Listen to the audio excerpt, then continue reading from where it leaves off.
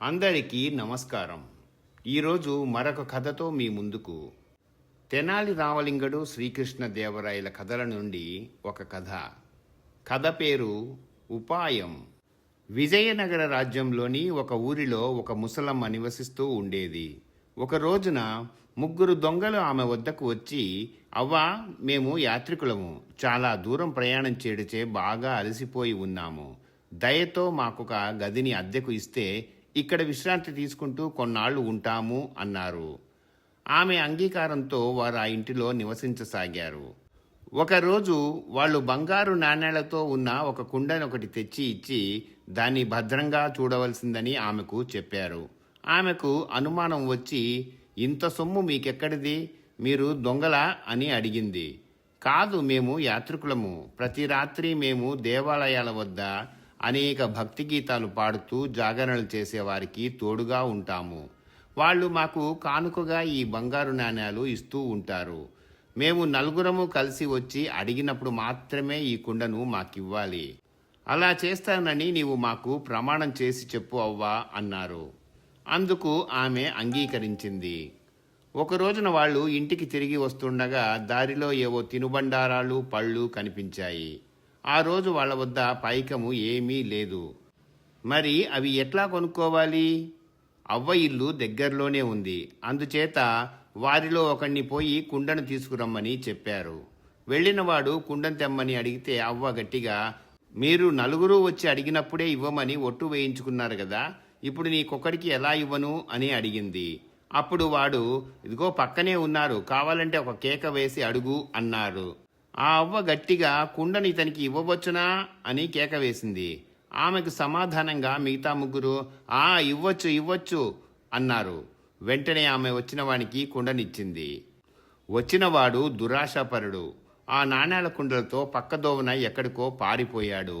ఎంతసేపటికి అతడు రాకపోతే మిగతా ముగ్గురు అవ్వ వద్దకు వచ్చి, అవ్వా, కుండ ఏది అని అడిగారు. వచ్చిన వాడికి కుండని ఇవ్వవచ్చునని అరిచి చెప్పారు కదా, అందుచేత కుండను వానికిచ్చాను అంది.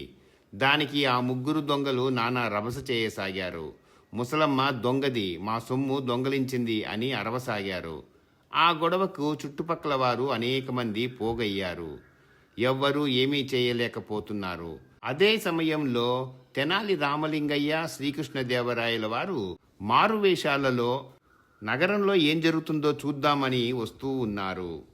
ఈ గొడవ విని అక్కడికి వచ్చారు. రామలింగయ్య విషయం ఏమిటని అవ్వను అడిగాడు.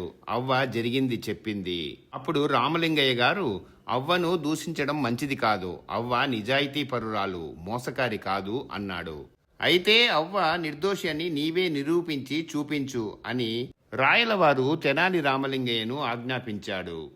రామలింగయ్య ఆ ముగ్గురిని పక్కకు పిలిచి జరిగిందంతా చెప్పండే అని అడిగాడు. అంతా విన్న రామలింగడు, ఈ అవ్వ దోషి కాదు, ఆమె అబద్ధమాడుట లేదు. మీరు నలుగురు ఉన్నప్పుడు మాత్రమే ఆమెకు కుండను ఇమ్మని మీరు చెప్పారు. ఇప్పుడు మీరు ముగ్గురే ఉన్నారు, మీకు ఆమె కుండను ఎట్లా ఇస్తుంది అని అడిగాడు. ఏం జవాబు చెప్పాలో వాళ్ళకి తోచలేదు. అప్పుడు తెనాలి రామలింగయ్య గారు ఆ ముగ్గురితో, అసలు మీరు బంగారు నాణేల కుండని అవ్వకు ఇచ్చారా? దానికేమైనా రుజువులున్నాయా? చెప్పండి అంటూ గదమాయించాడు. వాళ్ళని గట్టిగా నిలదీసేసరికి వారు ఉన్న యథార్థమంతా చెప్పారు.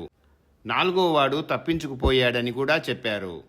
అప్పుడు రాయలవారు సైనికుల్ని పిలిపించి ఆ ముగ్గురిని బంధించి నాలుగోవాడిని వెతికి పట్టుకురమ్మని చెప్పి ఆజ్ఞాపించారు. ఎప్పటిలాగే తెనాలి రామలింగయ్య గారి తెలివికి మెచ్చి రాయలవారు సత్కరించారు. ఇంతటితో కథ సమాప్తం. ఈ కథ మీకు నచ్చినట్లయితే లైక్ చేయండి, కామెంట్ చేయండి, తప్పకుండా షేర్ చేయండి, మర్చిపోకుండా సబ్స్క్రైబ్ చేయండి. అందరికీ ధన్యవాదాలు. ఇక సెలవు.